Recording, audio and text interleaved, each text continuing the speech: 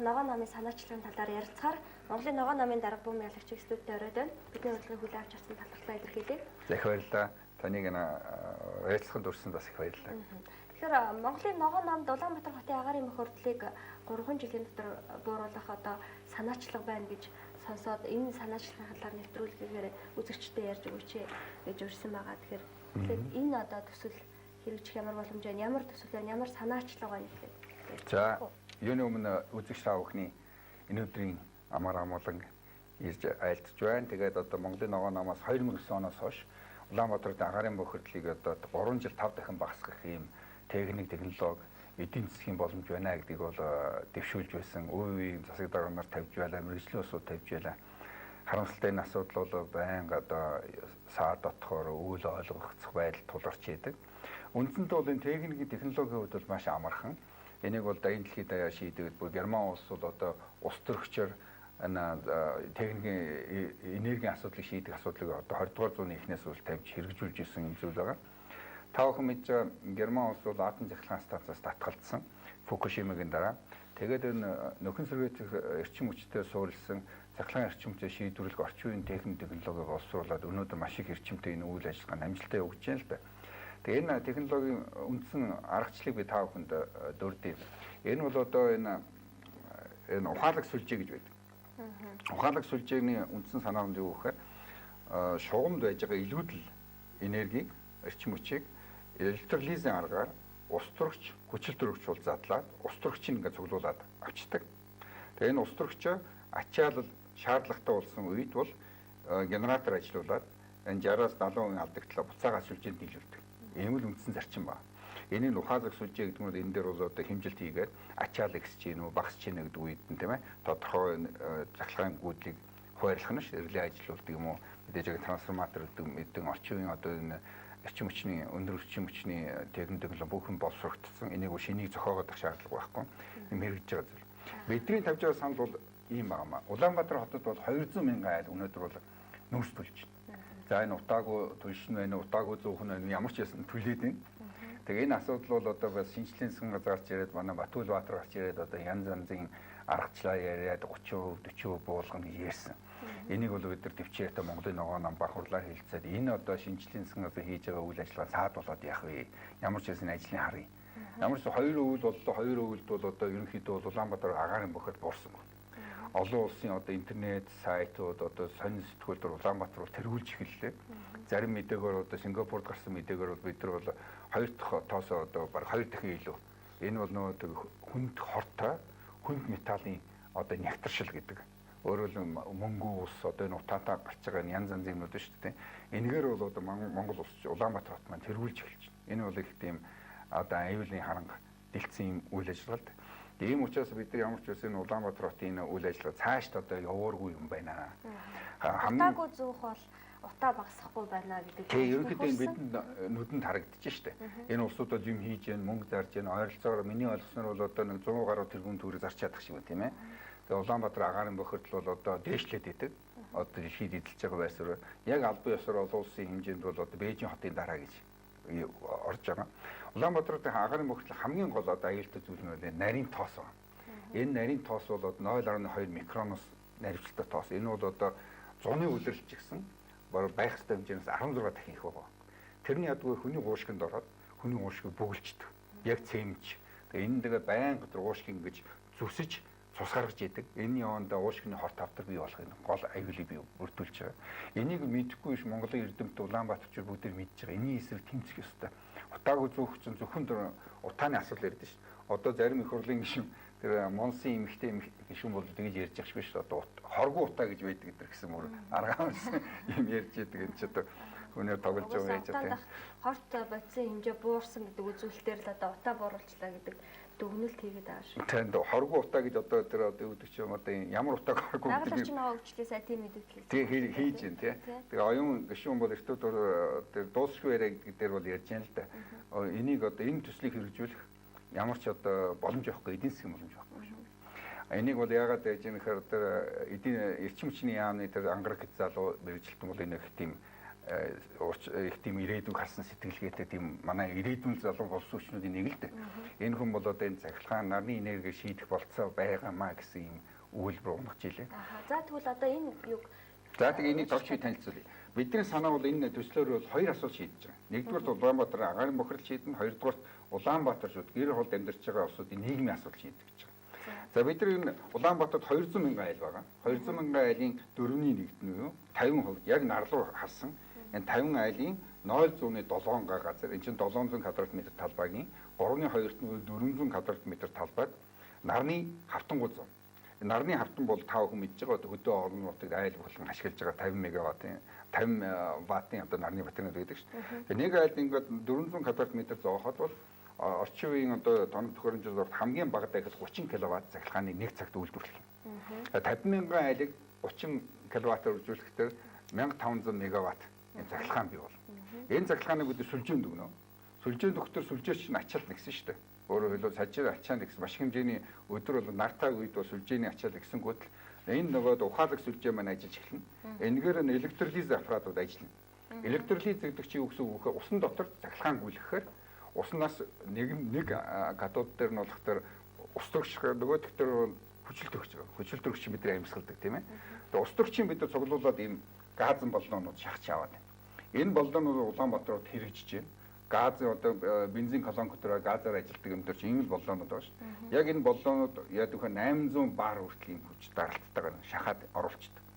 Тэгэхээр энэ чинь өөрөө илүү гарсан ачаал өгöd байгаа эрчим хүч маань электролизийн аппаратууд ажиллаж байгаа ачаалыг аваад байна гэсэн үг шүү дээ. Тэгээд энэ чинь сүлжээ маань ачаал болчихно. Ус төрөгчөө бид нар хөндлүүлээд. Хүйтэн сэрүүний үйлрэл боллоо 9 сарын 15 бүх айлууд халаалт эхэлнэ. Тэгэхэд бол энэ моторууд ажиллаж байна. Моторууд ажиллахынхаа өмнө яах вэ гэхээр биогазтай нөгөө ус төрөгчөө холиод тэгээд энэ моторууд ажиллана. Ягаад биогазтай холдог вэ гэхээр нөгөө аюулгүй ус төрөгч маань дэлбэрэх тийм хүчтэй дэлбэрдэг учраас биогазтай ажиллахаар мотороо энэ генераторын моторыг нэг хамгаалж юм гэсэн үг байхгүй. Тэгээ генераторын мотор ажиллаад сүлжээнд эргүүлээд цахилгаан нийлүүл. Тийм ээ. Гэхдээ бол энэ моторуудын усаар хөргөнө гэдэг чинь халуун ус бий болно. Халуун усаа бид нар нэгдсэн дулааны сүлжээнд бас нийлүүлээд давхар тийм ач холбогдолтой.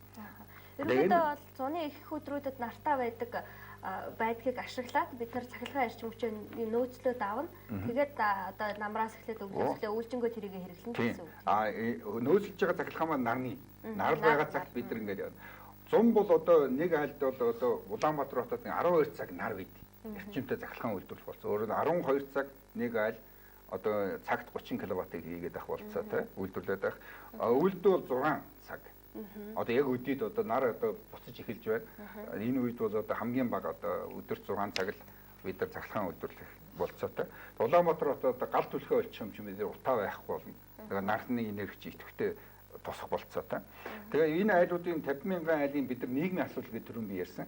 50 мянган айлын үйлдвэрлэж байгаа цахилгааныг бол улс худалдаж авах хэрэгтэй. Судалж авахдаа ямар худалдаж авах хэрэгтэй гэхээр 1 кВт-ын 40 төгрөгөөр бид нар тооцоолж байгаа. Тийм ээ. Гэхдээ 30 кВт-ын бид нар яг 30 кВт-ын бүгдээрнгийн төлөх ёсгүй гэж үзэж байгаа. Тэгвэл энэ 30 кВт үйлдвэрлэсэн цахилгаан маань сүлжээнд очиод эргэж буцаад цахилгаан болохтой 3/1 нь алдагдaltaа ярьдаг байна. Өөрөөр хэлбэл одоо нэг 66% нь алдаад орж ирдэг. Өөрөөр хэлбэл энэ чинь 10 кВт-ны эргээ сүлжээнд нийлэгдэх байна. Тэгэхээр бид тий. Тэгэхээр 10 кВт чинь 40 төгрөгийг уцахтай чинь нэг цагт нэг айл чи хэдэн төгрөг болох вэ тий? 4000 төгрөг тийм ээ. Тэгээд 6 цаг авъя гэж бодъё л дээ тийм ээ. 400 төгрөг болох 400 төгрөг болно. Тэгээд өвөлдөө 6 цаг гэхээр чинь 240 төгрөг, 112 цаг гэхэд 4000-5000 төгрөг болно. Тэгэхээр энэ айлын цахилгааны нийлүүлснээрээ энийг өөрөө улсаас мөнгө аваад авах бүрэн болсон. Гэхдээ энэ цахилгааны 30 кВт-ын цахилгаан гарах энэ нарны хавтангууд чинь зоохтор хамгийн хямдхан нараа бол одоо манай германууд ярьсан төслөөр бол нэг айлд нэг $6000 болж байгаа. $6000 болно. Тэгэхээр $6000 ч улс нэгсэн төслийн өрөөнд хөрөнгө оруулчлаа шүү. Тэгэхээр нэг 3 жилийн дараа энэ мөнгөнд буцаагаад тэр энэ нарны батарейнууд тэр хүний хувийн эзэмшлэх болох болцоотой байна. Эсвэл үүдгч юм гэрээ байгуулад тэгэхээр тэр хүн чинь энэ нарны нарал байгаа цагт цахилгаан үйлдвэрлэл улстай өгөөд байна. Улс гэрээтэй. Энэ нийгмийн 50 мянган айлын нийгмийн асуудал шийдэгдэнэ. Өдөрт одоо юу гэдэг чим 2400-аас 5000 төгрөг л энэ айлд бэлэн ороод ирэх юм бүрэн болцоо тийм санхүүгийн тооцоо байгаа, өөр ашигын тооцоо. Тэгээ энэ чинь нийгмийн асуудлыг шийдэж байгаа учраас давхар их давуу талтай. Өөрөөр улс юу гэдэг чим тусдаа нэг газар авчиад баахан нарны батарей зоогоод энийг хэрэгжүүлснээс манай нам одоо улс төрийн нам учраас яг гэр хоолчийн ядуу улсууд их байна. Энэ гэр хоолын газар нутгийг эдийн засгийн эргэлтэнд оруулж байна.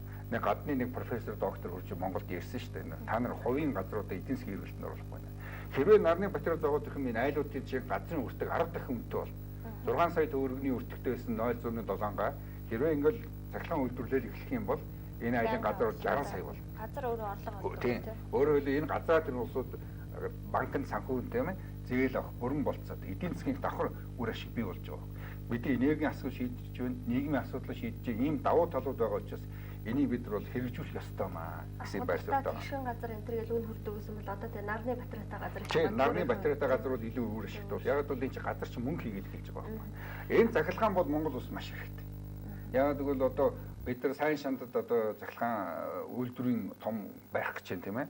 Тэнцэл 30000 мегаватт захилгаан хэрэгтэй гэж байна. Хятад улс Монголоос 100000 мегаватт захилгаан авна гэж байна цагт. Тэгэхээр бид нар Улаанбаатар бот нар Монголд байна тийм ээ. Технологи нь байна, газар байна, өөр одоо юу хэрэгтэй байгаа. Энийг л хэрэгжүүлэх ёстой. Энэ технологийн өртөг хэдвэ? Энэ технологиг авахын тулд бас Германы засгийн газартай одоо энэ чинь тэр улсын л одоо өмч гэсэн үг шүү дээ тийм оюуны өмч.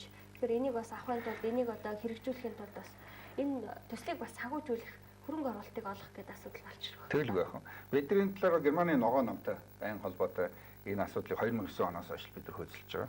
Яг нь анх германуудын тавьж байгаа санал бол энэ ганц нийт төсөл маань ингээ орж ирэхэд 2 тэрбум еврогийн үнэтэй байсан. Тэгээ одоогийн сүүлийн ярилцлагаар би одоо нэг 2 сарын өмнө Германаас яваад уулзаад ярихад бол ерөнхийдөө 943 сая доллар, евро биш доллар дээр тогтчих шиг байна. Энэ дээр юу хасагдж байгаа нэхэр энэ бензин колонкнуудын сүлжээний түгээх асуудал хасагдж байна тийм ээ. Энэ биогазын асуудлаас хасагдж байна. Яг бол биогазыг чинь Улаанбаатар хот хийхээр болж ах шиг байна шүү дээ. Нэг 100 сая долларын төсөл хэрэгжүүлнэ гэдээ яригдж ах шиг байлаа. Тэгээд энэ чинь энэс бусд нь хасагдаад тэгээд бус юм байж шүү дээ. Нарны батарейны асуудал бол нэг айлыг бол $6000 тооцож байгаа. Өндөр өссөн шүлжээнд байж шинэ байх шаардлага байхгүй. Тэгээд энэ бүхэн байж байгаа учраас $943 сая долларыг 3 жилд оруулах. Тэгээд ер нь тооцоо эхний жилд нэг 10% нь оруулна гэж байгаа. Тэгээд дараагийн 2 жилд нь 45-45% ингэж санхүүжүүлэх болцоотой гэсэн тийм ээ. Энийг бид нар одоогийн эдийн засгийн тооцоогоор бид нар 12 жилийн дараа буцаага төлчих болцоотой. Хүүтэн 12 жилийн дараа. Улсын төсөвт ямар нэгэн дарамт болохгүй. Энэ маш анхаарах ёстой тийм ээ. Яг гэвэл эн чинь зөвхөн энэ үйлдвэрлэж байгаа захиргаана улс ямар ажлыг хийх вэ? Үйлдвэрлэж захиргаана буцааж авах л үүрэгтэй. Гол санхүүжүүлэлтийн их үүсвэр юу гэхээр Улаанбаатар хотод төслийн одоо туршилтын зурмаар 2000 айлыг захиргаана халааж авах гэр орол. Тэгээд тэр айлуудын хязгаарлалтын бүс тийм ээ. Одоо ерөнхийлөгч одоо шөнийн захиргааныг эмснээс урамшуул өгөх нөхцөлтэй байгаа. 2000 айлын нэг айлын захиргааных нь хэрэглээ жилийнх 500,000 төгрөг болж байгаа байхгүй. Тэгэхээр бид нар ойролцоогоор 200,000 айлаас нэг айл 500,000 төгрөг жилд авна гэсэн үг. Энэ бол эдийн засгийн хувьд бас ашигтай. Зөвхөн нүүрсээ түлхэхэд айл бол 600,000 төгрөг өгж шít. Тийм ээ. Одоо нэг 5 ч юм уу нүүрс худалж аваад айнуулчин өгж явах нь 6 цахилгааны төлбөр төлж байгаа шүү дээ. Дээрээс нь цахилгааны төлбөр тийм ээ. Утаа гэдэг нэг аймаг гаргаж байна. Тэгээ бүх юм цахилгаанаар шийдэгдэнэ. Тэгээ Германы технологийн давуу тал нь юу гэхээр энэ айлууд руу явж байгаа энэ өндөр хүчлийн шугам биш ачаал дах хэмжээний шугам. Тэгээ бүр компактны ямар нэгэн шинэлэг юм байхгүй газар доогоор дандаа явдаг. Газар ухаад жижигхэн тийм нэг экскаватор шиг машинаар ухаад тэгэл юм дөрвөлжийн юм хайрц хэсэг шавнууд хийгээд байна. Дундуур нөө цахилгаан нь явж идэг. Тэгээ тэр хайрцгийн сав нь онгоогдсон тохиолдолд цахилгаан тохиолдол өгч идэг. Өөрөөр хэлбэл үүдг чим шугамыг хүн хулгайлах гээд оролдож магадгүй л дээ тийм ээ. Тэгээ тийм тохиолдолд бүх юм хамгаалалттай юм орчин технологиуд нь бий болцсон мань хямдах төсвөр байна тийм ээ. Чанар. Тэгэхээр айл Улаанбаатар ийш сууршиж байгаа айл болгонд л нэг айл ирлэхэл 20 20 бүртгэж аваад тэр айл юу хөөхөр захилгааны шугам явна. Энэ төслийн үр дүнд юу гэхээр Улаанбаатар хотод гал түлхийг бол хуулиар хоригддог.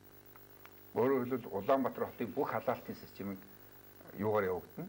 Захилгаанаар явагдана. Юу гэдэг ч юм уу баян тансаг айл өөрийнхөө одоо хаустаас юм уу коттежтой гал түлж санагдаж магадгүй л дээ гэдэг чинь. Тэгэх юм бол тодорхой хэмжээний илүү мөнгө төлөөд, татвараа төлөөд гал түлжих ийм нөхцөлтэйгээр ийм зохион байгуулалт, ийм жишг бол одоо дэлхийн олон хорнуудад байна. Вин хотод байна тийм ээ. Ирландд бас тэгж хийж, Лондон хот тэгж хийж байна тийм ээ. Тэгэхээр утаанаасаа тэгж шаллаа шүү. Улаанбаатарын утаа чинь гал түлэх бол хамгийн аюултай нь яагаад гэхээр нөгөө бид нар чинь хотхор дотор байдаг. Тэгээ гал төлсөн утаа маань дээшээ гарч игддэг. Утаа маань хортой юм ойлгомжтой. Ийм болцоонууд байгаа. Тэгээ Германы төсөл нь бол юу гэхээр яг 0.2% хүүтэй 10-аас 20 жилийн хугацаанд өгөх болцоод гэж.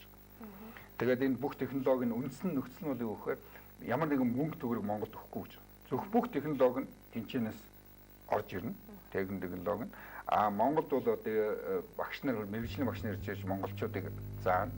Монгол улсын үүрэг хүлээх үүрэг юу гэхээр Улаанбаатарын засаг даргын хүлээх үүрэг юу гэхээр энэ байршуулах талбайг дэд үтсийн бий болгоно. Тэнд ажиллах улсуудын сонгон шалгуулалт хийж тэр улсуудыг оролцуулна. Нийтдээ нэг энэ хороолт юунд ажиллахад 10,000 хүний нөөцийн шинэ ажлын байр бичнээр бий болж байгаа гэсэн үг шүү дээ. Тэгээд ийм их ач холбогдолтой. Та түрүү хальт эрчим хүчний яамны одоо ялангуяа залуучууд нь бол энийг бол соргоор хүлээж авч ийн гэж хэлжсэн. Ер нь энийг хэрэгжүүлэх сонирхол салбарын яамд нийслэл Улаанбаатар хотод тэгээд цаашлаад энэ засгийн газарт ер нь хэр байгаа бол ногоо намын одоо зүгээс ер нь санал тавьж үзсэн үү, яриа хэлцээж үзсэн үү? Бид нар одоо нэлээд олон санаа хэлээд хүлээж авдаг гэдэг хальт. Тэр нэг иймдээ бол төрийн улс төрчнөр бол энийг хүлээж авдаг байхгүй. Яагаад тэгэхээр нөө улс төрийн одоо ялангуяа одоо нөө ключевой позиц гэж ярьдаг ш одоо шийдвэр гаргах төвчний улсууд. Тэгээд эдгээр яагаад гэхээр иймэрхүү төслүүд чи ерөөсө мөнгө орж ирдэг байхгүй. Ерөөсө цаанаас нь техник технологи нь орж ирнэ. Тэгэхээр ерөөсө ямар нэгэн үгдэх чинь нэг төрийн албан хаагч юм нэг байгууллагад мөнгө өгөхгүй. Тэгээд төсөлмжийн сумаа орж ирэл туршигдаал тавигдаал ингэж явчих төслүүд учраас энэ дээр одоо нэг ач холбогдол өгөхгүй юм шиг байна. Би яагаад гэвэл энэ дурж яхаар нэг цөмийн нэрийн газар нэг сайн хурал болоход нэг нөхөр ярьжсэн байхгүй. Атом цахилгаан станцыг монголчууд дэмждэггүй нөө төрийн өндөр алтан шалтгаан. Яагаад атом цахилгаан станцын дэлхийн одоо тэр байгууллагаас хянж орж ирдэг улс төрчд бэлэн мөнгө өгдөггүй учраас улс төрч нь хөдөлдөггүй гэж ярих нь сонсчод бас бидний бидний энэ юмыг бас тэгээд бас оошоодгүй юм болов. Зүгээр эдийн засгийн юу мэрэгжлийн улсууд байна шүү дээ. Одоо тэнд ялангуяа залуучууд энийг бол их соргоо хүлээж авдаг. Энэ чинь бас нэг шийдэл юм биш үү. Эдгээр чи Google дээр ч юм уу интернетд ороод энэ асуудлыг ер нь технологи шийдсэн мэн гэдгийг багцааг нь мэдээд идэг.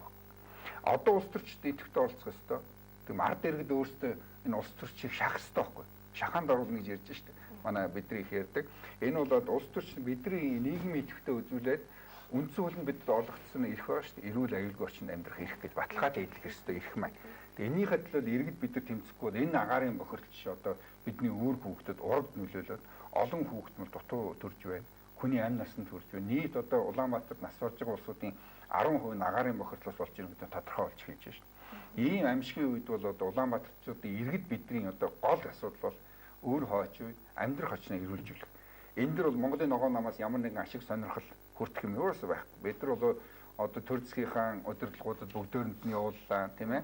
Улс төрчид нарт явууллаа. Тэгээ энийг л одоо бүгдээрээ хамтарчаа шийдэх бол эдгээр чинь одоо жинхэнэ хамтарсан Улаанбаатарын нэг зорилго бол энэ шүү дээ. Тэгээ бид нар бас сонирхолтой байна л да. Энэ сүлжээний ачаалал энэ одоо нөөц бололцоо манад хэр байгаа вэ? Энэ бол Улаанбаатарууд хангалттай өндөр сүлжээ хангалттай холбогдсон байхгүй. Зүүн баруун талаараа бид нар чинь том сүлжээнүүдтэй шүү дээ. Тэгээд жижиг тусгаалга одоо очисон сүлжээнүүд нь бас бүрэн байж байна. Маш чанарын өндөр түвшинд хийгдсэн байна. Нэмэг гэр хороо гэрүүдийн хооронд тавьж байгаа юу нь жоохон хангалтгүй байдаг. Тэрийг бол гэрүүд хоорондын бол энэ газрын тэр юугаар Германы технологич газар ухаад бетонтлсан юм хавтаа ингэж л удах хэрэгтэй ийм бетон хайрцаг гэсэн үг. Хоёр тал нь онгорхоо. Тэгэл ингээд нэг нөгөө тэр угсруу тавиал дээгүүр нь утас нь яваад буцаага нь хайц нь хаагдчихдаг. Тэгээ тэр хайц онгоосон тохиолдолд сигнал ирдэг. Тэгмээ захилгаан шууд тасардаг ийм технологитой. Тэгэхээр ерөнхийдөө бол 50,000 айланд бусад одоо үлдсэн 150,000-аар цахилгаан эрчим хүчээр хангана гэсэн үг. Тэр 50,000 бол одоо эрчим хүч үйлдвэрлэгч одоо өөрөөр хэлбэл 4-р цахилгаан 5-р цахилгаан станцын ч юм уу 6-р цахилгаан станц л болох гэдэг шиг байна. Тэгэхээр 6-р цахилгаан станцын айл өрх өөрөө болох гэдэг. Өөрөөр энэ чинь ашиг дүүлэн коэффициентын тооцоод өргөцөлтөр яг сүлжээнд буцаж ирэх энерги маань одоо 60-аас 70% алдагдaltaй гэдэг чинь өөрөө 1500 мегаватт чинь буцаж орж ирэхэд 500 мегаватт орж ирэх байхгүй. 500 мегаватт гэдэг чинь одоо 5-р цахилгаан станц чинь нэг тийм хэмжээний юм барих гэдэг байна шүү дээ. Тэгэхээр тэр чинь 5.8 миллиард доллар гэж. Энэ чинь 943 сая доллар, миллиард биш шүү. Өртгөн тавдаг. Тий. 5 дахин бараг 6 дахин хямдхан. Тэгээ энэгээр бид нар 500 мегаватт цахилгааныг үйлдвэрлэж байна. Энийгээ бид нар ажлын байр 10,000 хүний ажлын байр шинээр бий болно. Шинэлэг технологи орж ирнэ. Тийм ээ. Тэгээ илүү гарсан цахилгааныг бид нар шууд урагшаага гарах бүрэн болцоотой. Сая цогццгийн сум хүртэл цахилгааны шугам явчлаа шүү.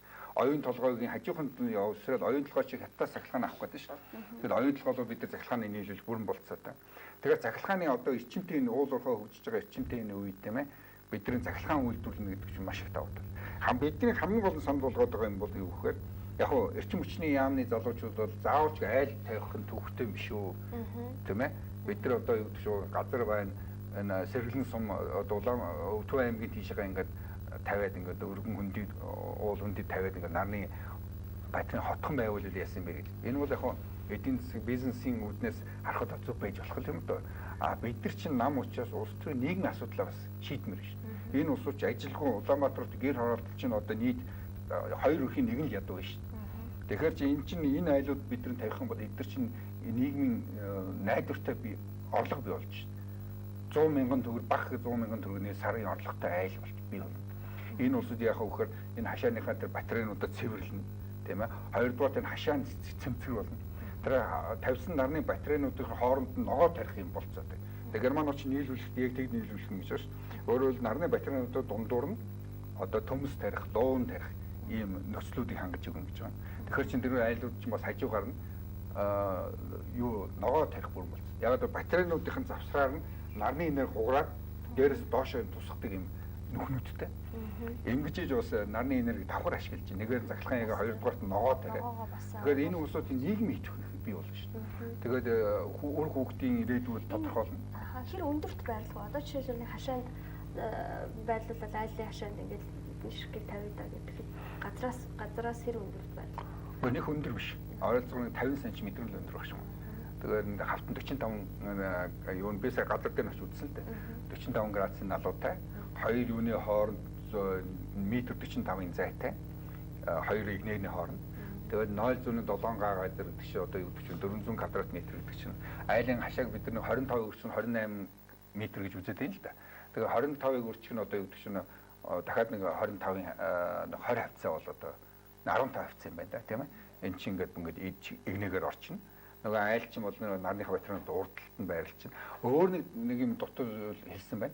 Яг нарны батарейг дагалдаад бидний тавьсан хүсэлтээр нөгөө нэг энэ ариун цэврийн асуудлыг шийднэ гэж. Одоо тэр жорлонгийн асуудлыг өөрөөр хэлбэл нөгөө жорлонгийн асуудлыг цахилгаанаар халаагаад нөгөө биохи бий болгоод одоо метан үйлдвэрлэнэ гэсэн үг шүү дээ. Одоо биохиг нь эргүүлээд одоо халаалтантай тэр айлын халаалтанд юм уу, хоол хүнс хийхэд юм уу тийм ээ зарцуулах болцоо. Яг л газ гэсэн үг шүү. Эсвэл буцаагаад нийлүүлээд машин ажилуулах. Одоо нөгөө биог хийн газтай холиод машин оруулах юм. Ийм болцоо технологи байгаа. Өөрөөр хэлбэл айл болгонд нь нэмээд нэг $2000 тийм болсон жорлон тавьж байна. Тэр болсон жорлонд нь яг хөөхөр нөгөө биогаз үйлдвэрлэдэг. Ийм жижигхэн жим оврын технологи бол хийцэн байна. Миний сурч ирсэн одоо Карл Марксштадт одоо хэмнэл сотын ойролцоо одоо надтай хамт сурч ирсэн тэр нэг хүн Монголд ийм технологиг нийлүүлэхийн бүрэн болцоотой. Энийгээ төсөлтөд хамруулахыг санал болгосон. Тэр Сэргээн босголтын банкныхан бол энийг бол дэмжиж байгаа. Яг тэгвэл одоо орчин үеийн чинь шинэлэг технологиг хөгжиж байгаа орнуудад нийлүүлэх асуудлыг хөгжсөн орнууд маш их дэмжиж байгаа. Заавалч энэ бидний юм гэж хатгалаад байгаа юм шүү. Энэ улсуудын нийгмийн асуудлыг шийдэх. Энэ бохир жорлонгоос чинь болж одоо нийт хүүхдийн 3/1 нь шар хүчин тусч шүү дээ. Тавдтай шар хүчин гэдэг хүнийг насан туршид нь эрдэндэг зэрэмдэг байлган тийм ээ. Энээс чинь энэ шар хүчин туссан улсуудын 10% нь тийм ээ илэгний аракаар бол нас орж шүү дээ. Тэгэхээр ийм аимшиг гамшиг байсаар мэдсээр ижиж улс төрчнөр энэ дээр хөдлөхгүй ингэж байж байгаа гэх юм л дээ. Хоргоо утаа байдаг ч гэж ярьж байгаа ш. Энд чинь өөрж ирнэхээр хүний зовлон бол мэдэхгүй байна л дээ тийм ээ. Бид нар бол монголчууд бид нар улс төрчнөр бид нар ямар ч байсан нийгмийн асуудлыг шийдэх ёстой. Энийг бол баруунд бол ямар улс төр гэдэг вэ? Прагматик улс төр гэдэг байна. Энэ чинь улс төрийн үйл ажиллагаа онл яриад байгаа ш. Хүмүүсийн иргэдийн нийгмийн асуудлыг шийдэж шүү дээ. Хэрвээ ийм асуудлыг шийдээд байх юм бол одоо арчилсан намын одоо засгийн эрхэнд байж байгаа энэ үеийн шийдэх юм бол ард түмэн сонгогчл дараач дахиад тийм ээ. Тэгээд танаа телевизэд ханддаг бас нэг асуудал бол юу гэхээр Германы технологи мэдээж олгож байгаа технологи нь болох тэр юу юм бэ? Их үнэтэй. Тийм ээ. Тэгээ бид нар манай намд байдаг одоо энэ бас техникийн зөвлөгөө өгдөг манай доктор байдал Дарамсран гэдэг одоо физик ухааны хүн байгаа. Энэ хүн байна Оросуудтай хамтарч ажилладаг. Тэгээ Оросуудад энэ төслөө санал болгоод ингэ ярилцахад бол Оросууд энэ моторын асуудлыг бид нар бол одоо шийдэх бүрэн болцоо. Одоо Оросын одоо новог шинжлэх ухаан бол ийм төвшөнд байгаа. Германы технологи энэ моторын асуудлыг үүдэх маш хурдан унтаж, маш хурдан асдаг байхгүй. 15 минутын дотор л асна. 15 минут унтарчдаг. Өөрөөр хэл ачаал огцом өгсөнгөт тент асах ажиллах болцоотой байна шүү. Бусад технологиуд бол моторууд нь их удаан ажилладаг. Зарим бараг 15 хоног ажиллаж ийж эсвэл юу докторт ажиллаж эхэлдэг ч юм уу. Зарим 3 хоногч байх шиг миний мэдж байгаа. Тэгэхээр Германы технологийн яг ийм төвшингийн технологи хийх бүрэн болцоотой гэсэн асуудлыг яриад байгаа юм л да. Тийм учраас бид нар бас энэ дээр анхаарал хандуул танаа технологи, танаа телевизээр дамжуулж одоо Оросуудтай хамтраад бид нар энийг энэ моторынхаа асуудлыг шийдчих юм бол үлдсэнийг бид нар бол өөрсдөө хийчихнэ гэж монголчилж чинь гэж хэлэх гээд байгаа юм байна л да. Үгүй гэхдээ зөвхөн Улаанбаатарт биш. Улаанбаатарыг бид нар бол энэ Германы төслөөр нь Германд явуул гэж байгаа. Бусад хотууд биш. Улаанбаатар 22 хот бол байна. Эдний чи одоо 6 нь яг Улаанбаатар шиг хорт болж байгаа. Тэгээ Эрдэнэт байна, Дархан байна, тийм ээ. Одоо Арбаахэр хот байна. Баян хонгор байна, тийм ээ. Энэ чинь маш их хэмжээний хий зардал гарч байна тийм ээ. Нөгөө дизель машинууд нь ажиллаа, бөөн утаа болж ингээр хоол яагаад нар бол байна тийм ээ. Технологи нь байна. Энэ моторын асуудлыг бид нар шийдэх хэрэгтэй байна. Энэ моторыг ишүүл үүдгч Оросын технологиор шийдэх юм бол хямдхан байж магадгүй. Хоёрдугаар бас Оросууд ч гэсэн технологиг өөрсдөө хэрэглэхэд бас буруу зүйл байхгүй шүү дээ. Миний ойлгосноор Оросууд бол энэ ирээдүй гэж тэр Оросын ирээдүйнтэй манай дарамтлахгүй хэлсэн гэсэн. Яг л ирээдүйд хүмүүс мэдээж энэ хамгийн амархан тийм ээ гарын дор байгаа энэ технологи руу орох байх. Яг цөмийн технологи гэдэг нь хамгийн хэцүү юм маань бид нар цөмийн хогоёг л шийдэхгүй шүү дээ. Хаана болох энэ чинь хэдэн сая жилээрээ засраг гэдэгтэй. Ер нь энэс урахаас аргагүй. Яг гэвэл ирээдүйд ер нь газар хөдлөлтийн асуудлууд бас тодорхойгүй шүү тийм ээ. Тэгэхээр энэ Япон улс татгалзаж байна. Герман бол аль талд нь татгалцсан тийм ээ. Тэгэхээр энэ цөмийн асуудлаас ер нь татгалзахын тулд альтернатив юм. Өөр ямар боломж юм. Энэ боломжийн нэг нь бол одоо устөрөгчийг энергийг устөрөгч чингээж хоримтлуулах гэж яриад байгаа юм л да. Өөрөөр хэлбэл илүү гарсан өдөр нарны энерги байна тийм ээ. Энэ нарны хавтанг бол үйлдвэрлэх асуудал биш болчихлоо шүү дээ. Монгол улсад үйлдвэрлэж байна тийм ээ. Үйлдвэрлэлээ Японд экспортлж байгаа гэж байна шүү дээ. Жохон өртөг өндөр юм шиг байна. Германы нийлүүлж байгаа нь бол хямдхан гэж байна. Яг бол Германы компаниуд хятад өөр үйлдвэрүүдэд нээсэн. Тэгэл одоо Германы санхүүжилтээр тэр Герман хятад үйлдвэрсэн юмнууд л Монголд орж ирэх юм байна гэж би ойлгоод байна. Хэрвээ тэр монголчууд мэдээж Германуудаас хямдхан үйлдвэрлэл байх юм бол өмнөтэйжээс одоо явах гэдэг юм. Тэгвэл бол одоо Эрдэнэт хотод тийм ээ Дархан хот энэ хотуудад энэ технологи бүрэн хэрэгжүүлэх бүрэн болцоод байгаа. Өөрөөр хэлбэл энэ төсөл Германы төсөл Улаанбаатарт хэрэгжиж хад хажуугаар нь бид нар өөрсдийнхөө болсон хүчийг бэлдээд тэгээ ондоо газар хэрэгжүүлэх бүрэн болцоо. Германы газар бол энэ манай патент та нарын хуулах ёсгүй гэж юм ярихгүй байгаа. Яг гэвэл орчин үеийн технологи аль болох хурдан нэвтрүүлэх. Бид нар баяр баясгалантайгаар та бүхэнд энийг зааж өгнө гэж ярьж байгаа байхгүй юм. Тийм ээ. Өөрөөр хэлбэл сургалтын асуудал хариуцсан чинь энийг зааж өгнө. Зөвхөн мотор л өндөр өртөгтэй. Тийм ээ. Тэгэхээр энэ моторын асуудлыг бид нар бусад нь шийдээд арай хямд төсөр маягаар хийх юм бол Монгол улстай хэрэгжүүл бүрэн болцоотой. Энэ тад руу аюулгүй байдал талаасаа бас асуудал гарах гэдэг учраас энэ биогазтай холж юу байна гэдгсэн. Тэгэхээр ингээд холжхол юм бол ер нь аюулгүй байдал Дисрэх одоо юу гэдэг юм тийм аюулгүй байдал талаасаа хэрвээ маш найдвартай. Одоо бол энийг биш 20 м-ийн дээрээс унаж байгаа юм. Энэ боллооны. Тэгэхэд ерөөс харахгүй байгаа. Маш их өндөр даралттай хийсэн. 800 бар хүртэл шахаж болно гэж байна. Тэр унагсан нь бол 350 барын шах даралттай байх шүү дээ. Тэгэхээр зүг зүгээр харахгүй. Энэ давхар хуванцар янз янзын материал ашигласан. Биогазаар холдог нөх энэ моторынхын дэлбэрэх юу гэл жоохон зөөлж гэж байна л да. Өөрөөр хэлбэл маш хүчтэй дэлбэрээд байх нь моторынх нь Porsche нэвдэрдэг ч юм уу нэг тийм л юм байх шиг байна. Тэгээ биог метан таалхтай дэлбэрэх чанар нь жоохон багасч өгдөг. Ийм л учиртай байх шиг байна тийм ээ. Орчин үед бол одоо Германууд бас нэг санал болж байгаа энийг нөгөө хөлмжийн хийтэй хойлоод хийгээд тэгэхээр шууд одоо бидний ашигладаг газ одоо хийн газ шүү дээ. Одоо Монгол улсад нэвтрүүлээд байгаа гаднаас импортлоод байгаа газ чинь бий болж байгаа технологи нь ус хийцэн байна. Тэгэхээр Монгол улс гадаадаас одоо газ импортлох шаардлагагүй болж хэлж байна тийм ээ.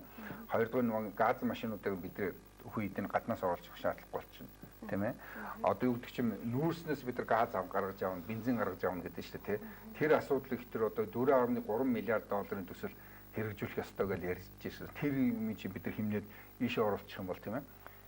Тийм шаардлага. Нүүрс одоо юу гэдэг чинь жоохон боловсруулаад нүүрс явандаа маш их өндөр өртөгтэй тийм хими элемент болно ш. Яагаад гэвэл энэгээр чинь бид нар энэ олон хуванц руу энэ бүх юмыг гаргаж явж байна. Тийм учраас нүүрсээ бид нар хадгалаад байхдаа явандаа улам л өртөг өндөртэй болох байх гэж бодлоо. За тэгэхээр үнэхээр олон даваа талтай төсөл юм байна. Хамгийн гол нь одоо энийг яаж хэрэгжүүлэх вэ? 3 жилийн дотор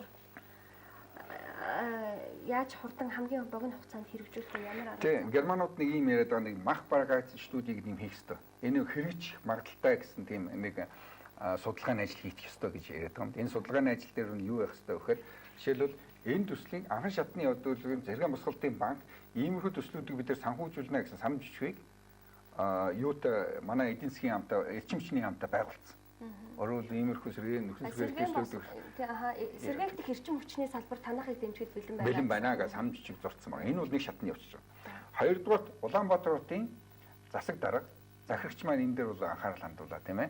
Өөрөөр хэлбэл иймэрхүү төслүүдийг бид нар Монгол улс хэрэгтэй байна. Улаанбаатар хот хэрэгтэй байна гэсэн санал дагуу одоо нэг санамж бичгийг энэ Германы төслийн улсуудаар байгуулах хэрэгтэй юм шиг. Тийм ээ. Энийний дагуу нөгөө засаг дарга нь Монгол Улаанбаатарт энэ хэрэгтэй байна гэхээр энэ улсууч нөгөө нэг төслөө хийгээд өөрийнхөө банкнд тавьдаг шүү. Тэгээ банк нь яадаг вэ? Энийг чинь бид нар санхүүжүүлнэ. Хэрвээ Монгол улсын засгийн газрын төслийг дэмжих юм бол бид нар санхүүжүүлэхэд бэлэн байна. Тэгээ тэр хариуцлага засаг дарга дээр хэрэгтэй юм шүү. Засаг дарга энийг өөрсдийнхөө иргэдийн шүүн сургалтаар авч хэлцээд дэмжих юм бол тийм ээ сангийн амд өгөх юм шүү. Сангийн ам энийг засгийн газартаа хэлцээд дэмжих юм бол 11 сард хоёр улсын хоорондын уулзалтаар танаа эдийн засгийн босголтын банкнаас манайх ийм төсөлтөд санхүүжилт авмаар байна. Тийм ээ? Ийм юм хүүтэйгээд ийм тавигдаад. Тэгээ Герман засгийн газар дэмжих юм бол тэгэл ерөөсөн төсөл хэрэгжүүлэх. Тийм ээ? Анхаарах гол зүйл нь өгөхөөр Герман улсаас манай улс ямар нэгэн бэлэн мөнгө өгөхгүй. Одоо бүх тээврийн зардал, боног төхөөрөмж нийлүүлэх, мэрэгжилтэн сургах багш нарын бүх зардлыг Герман тэнцээ өөртөө төлөөд байх нь шүү дээ. Монгол улсаас юу өгөхөөр энийг байрлуулах талбайг нь бий болгоно. Дэд үтсийг бий болгоно, ажиллах улсуудыг бий болгоно. Тийм ээ? Тэр ажиллах улсуудын цалин гэдэг юм гарах баг. Тийм ээ? Тэр цалинууд Германы төсөлд тусгахдах уу, эсвэл одоо тусад нь Монгол улс даах уу гэдэг бол асуудал тустай юм шиг. Ойролцоогоор нэг жилд нь 2 сая доллар цалинд явах юм шиг байлаа. Тийм ээ? Тэгэхээр 10,000 хүний цалин гэдэг чинь бас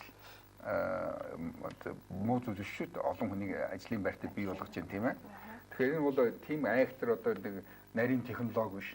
Аюулгүй тийм ээ ийм бүх юм шийдэгдсэн технологи байхад аль болох хурдан энийг технологиг авч иржүүлэх ёстой. Япон улс бол өөрийнхөө улс энийг бол мэрэгчлүүдээ авчиад сая би Германд очиж бүр эртсэн энийг судлаа хийгдээд Япончууд бол өөрсдөө шууд худалдаж авах юм шиг.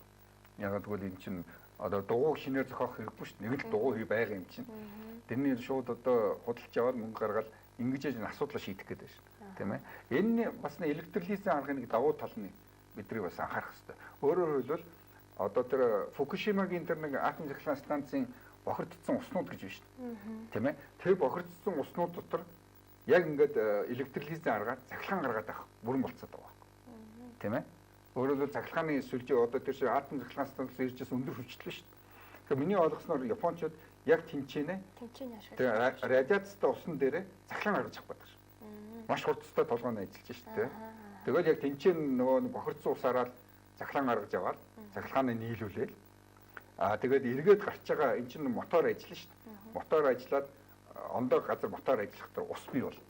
Энэ мотороос чинь нөгөө халаа мотор хөргөсөн ус гаргахаас гадна мотор ажилласны үр дүнд юу гарах вэ гэхээр ус гардаг байхгүй. Утаа гарахгүй шүү. Тэр ус маань радиац байхгүй шүү. Тийм байгаа. Тэгэхээр тэнд баахан усыг задлаад тийм ээ ус төрөгч юу болгоод идэг. Цахилгаан болгоод гарч байгаа ус маань радиац байхгүй. Тэгэхээр энэ бол энэ бас их гайхамшигтай шийдэл юм байна гэж би ойлгосон. Өөрөөр хэлбэл радиацгүй уснаас салах нэг аргачлал шүү дээ. Тийм байгаа. Цахилгаан үйлдвэрлэл ах нь шүү дээ. Зогсоо зайгүй. Тэгэхээр иймэрхүү юмнууд Япончууд маш хурдтай орж ирж байгаа шүү. Тийм. Өөрсдөө ч одоо орчин үеийн одоо Японы сая нэг сарын өмнө Токио хотод автомашин үзэсгэлэн болсон. Тэгэхэд энэ ус төрөгчээр явдаг автомашинуудаар бол танилцуулж байгаа шүү лээ. Toyota, Nissan компаниуд бол өөрөөс ус төрөгчөнд ирээдүй юм байна. Тэгээд энэ ус төрөгчийн энэ аюулгүй байдлын асуудлыг шийдсэн баг шүү. Hyundai компани одоо анхны 1000 ус төрөгчээр явдаг автомашиныг үйлдвэрлэж олон улс зарлаж шүү. Тэгэхээр энэ бол ирээдүй. Ийшээ бид рах хэрэгтэй. Энийгээр бид нар агаарынхаа бохирдлын асуудлыг шийднэ. Улаанбаатарын нийгмийн асуудлыг бас шийдэх ёстой гэсэн байр суурьтай байгаа л да. Шулуухан хэлэхэд улс төрчдийн дэмжлэгийг авахын тулд бас нэлээд лобби хийх хэрэгтэй юм байна тийм ээ. Тэгэхээр бас ард иргэдийн ч гэсэн дэмжлэг бол нэлээд их. Хамгийн гол нь ард иргэдийн дэмжлэг. Лобби гэдэг чинь бол мөнгөний асуудал шүү дээ. Лобби хин гэдэг вөхөр одоо гэдэг чинь нэг янз янзын клубд улс төрчдөг уриал, хоол цайнд оруулаад энэ асуудлаа сайхан танилцуулаад хайтаа хооч нь хөгжим тавьчихсан тийм ээ. Тэгээд энэ улсуудыг ийшээ тийшээ явахт нь одоо спонсорлол ингэж энэ лоббиг нь хийгдээд байгаа шүү. Бидэрт бол одоо энэ боломж байхгүй. Хамгийн гол нь ард иргэд бид өөрсдөө шаардах хэрэгтэй. Гэхдээ тэр ногоон намын яриад за ногоон намч бүр болий. Зүгээр тэр ус төрөгчөөр ингэдэг нэг аргачлал байна гэж ярьж байна. Энийг хэрэгжүүлээч тамны хөөш. Эн чинь гайгүй юм биш үү гэдэг асуудал одоо 2020-д тавих хэрэгтэй шүү дээ. 2020-д тавиад энэ агаарын бохирдлын асуудлыг шийдцгээе. 2020 улсын Монгол улсын хуулиар 2020-ны дараач эргээд дээшээ тавих үүрэгтэй байна. Ингэсээр иргэдийн төлөөлөгч хурал дээр ирнэ. Иргэдийн төлөөлөгч хурал энийг авч хилцэхээс өөр арга байхгүй шүү дээ. Та бүхэн бас энэ төслөөг бас иргэдэд танилцуулах бас кампанит ажлыг бас нэлээд хийх хэрэгтэй. Тийм бид нар ерөнхийдөө бол та түрүүн ярьсан тийм бол энэ шинжилгээ засгийн газрын энэ үйл ажиллагаад бас саад болохгүй. Яагаад гэвэл энэ чинь одоо гэр хорооллыг дахин төлөвлөлтийн асуудлууд яригдж байна тийм ээ. Улаанбаатар хотын гэр хорооллыг одоо нүүлгэж ондоо барилгажуулалт хийх гэдэг янз янзын мэрэгдээд тагш байна л да тийм ээ. Хэрвээ бидний төсөл ингээ яригдаад эхлэх юм бол газар их хөндрөлтөй болно. Нэг 6 сая үнэтэй байсан газар 60 сая болох нь шүү. Нөгөө барилгажуулалтын асуудал чинь 2 дугаар тавигдах гэдэг байхгүй. Өөрөөр хүн орлоготой болоод эхэлж байгаа учраас тийм ээ. Тэгээд жорлонгийн асуудлыг шийдэх чинь, усны асуудал шийдэх чинь, гэр хоолд амьдрах тэгэл замаа шийднэ. Өөр гэсэн юм. Тэгээд одоо өөр гэсэн юмч газар нь байж байна. Тэгэхээр энэ гэр хоолн дахин төлөвлөлтийг саад болох юм болов уу гэд манай намын баг хурлаа яриад ерөнхийдөө бид нэг жил хүлээлээ л дээ. Улаанбаатарт агаарын бохирдлын утаагүй зуух, утаагүй төрш гэдэг нь худлаа оллоо. Тэгээ бас ингээ хүлээгээд байх чинь бас улс төрч хүний хувьд бол их буруу. Бид нар бол их олон хүний нийгмийн эрүүл мэндийн асуудал шийдэгдэхгүй шүү дээ, тийм ээ. Олон хүн нас сурж байна. Уургийн өвчтөе хүүхдүүд их төрж байна. Бүх эмчнэр одоо бидний уулзсан Монголын дэргүүн бүх эмчнэр хэлжсэн агаарын бохирдол бол замаа алдлаа. Инээс ч болж одоо хүн амь насанд хортой хөнөлт болж эхэлж байна. Одоо тэгээд хүлээхгүйгээр ажиллахаар шийдсэн. Одоо бид нар хүлээхгүй ажиллана. Сая бид нар Улаанбаатар хотын засаг даргын албаны газар бас нэг анх зохион байгуулсан. Тэгээд энийг тавьсан хүмүүс бол яаж байгаа машинаар явж байгаа улсууд маш зөв гэж сигналдаад ерөнхийдөө бол их дэмжиж байгаа. Яг Улаанбаатар агаарын бохирдлыг альч нам биш бүхний л асуудал боллоо шүү дээ. Энд бол бид нар намчирхаа ч юм уу эсвэл баян ядуу гэдэг хийгээд авч хэрэггүй болсон. Тийм.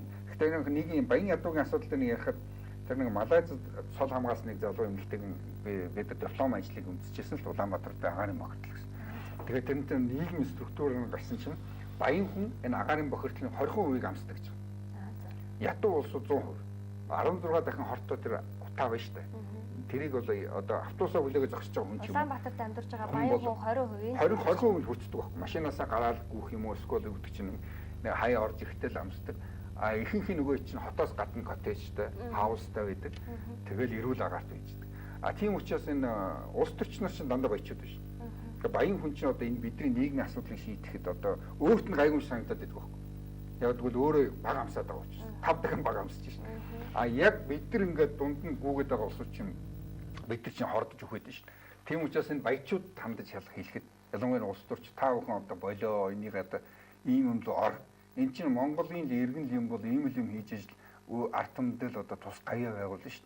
Та нарын чинь баяжуус монголчууд баяжуус шин. Та нар яс өөрсдөө мөнгө хийгээгүй шин. Энэ шороог чинь зарж ижил та нар баян боллоо шин. Тийм үстэй. Тэгээ одоо эргүүлээд нэг хүн ёсоор нэг хариу бариад энэ Улаанбаатарчуудын агаарын бохирдлын асуудал, нийгмийн асуудал шийдэхэд оролцох хэрэгтэй шүү дээ.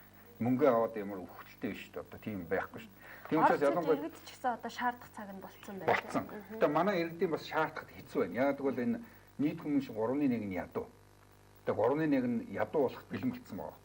Тэгээ байнгын хоолны гачигдалт амьдралын дарамтанд байдаг улсууд чинь эсэргүүцэж жагсах юм уу одоо шаардах тийм чадваргүй болсон, зөрөхгүй болсон байдаг байхгүй. Тэгээ энэнийг их одоо энэ улс төрчийн буруугаар ойлгоод идэх байхгүй. Ард түмэн сайхан амьдарч ирдэг гэл тэ. Одоо сая нэг одоо нэг тэр нэг орлогын нэг судалгаа явууллаа шүү дээ. 400 мянган айлын орлогын судалгаа явууллаа. Танах одоо хөрөгчтэй юу тийм телевизэртэй гэж сууд байдаг. Тэгэхээр чи өнөөдөр хөрөгчгүй телевизэргүй айл гэж юу байхгүй шүү дээ. Тэгсэн ч мөртөө идэх хоолгүй айл биш. Лондон хотод одоо хүүтэн байшингаа халааж агаад жил 400 гаруй хүн нас орж идэх хоолгүй. Өөрөөр хэлбэл тэр хүнд хоол авах уу гэрээ халаах үед асуудал тавилгардаг байхгүй. Тэгэхээр тэр хөгжсөн орн тийм байж шин. Улаанбаатарт хичнээн хүмүүс үүдэж байгаад бид нар мэдэхгүй шин. Тэгээ ийм бодит амьдрал ийм тоо байгаа учраас бид нар энэ улс төрчдийг уриалж байгаа. Ялангуяа энэ баячуудыг тийм ээ. Энэ зарч байгаа хамаа замраагүй зарж байгаа мөнгө төгрөг ийм юм л оруулаа. Эдгэр чинь баян болцсон байна гэдэг чинь бас их толгойтой ухаантай усууч. Бидний олсон мэдсэн юм гэдэг бол олол мэднэ. Тэгэхээр эдгэрийн доор ажигчт нь байна. Тийм ээ, болсон хүч нь байна, дэд үтсэн байна. Та бүхэн ийм юм л ханзуу шамлж авч энийг асуудлыг шийдэх ёстой. 3 жилийн дотор л 5 дахин босгох гэж байна. Дээрээс нь газар явж байгаа бүх машинууд бүгдээр л газар явдаг болно шүү дээ. Тийм ээ, бензинээр явдаг машинууд татврыг нэмчих хэрэгтэй. Газ импорт байгаа энэ мөнгөө бас дотооддоо шингээж. Дотооддоо шингээж. Ийм давхар боломж байна. Энийг тэгээ та бүхэнд уриалан дуудаж байна. Тэгээ танаа телевизээр ингэж урьж оролцуулсанд их баярлалаа. Баярлалаа. Танд ч гэсэн энэ ажлынхаа төлөө тууштай тэмцээрээ таны ажилд амжилт хүсье. Дэмжих бэлэн байна, дэмжиж байна. Тий, ингээд дараагийн нэвтрүүлгээрээ бас илүү сонирхолтой мэдээлэлтэй бас эргэж уулзах хаа гэж найдаад. За их. Энэ удаагийн нэвтрүүлгийн өндөрлөе тийх үү? За их баярлалаа. За баярлалаа. Тэгэхээр бидний ярилцлаганд анхаарлаа хандуулсан үзэгч та бүхэндээ ч гэсэн баярлалаа. Дараагийн нэвтрүүлгээр иргэн уулзъя.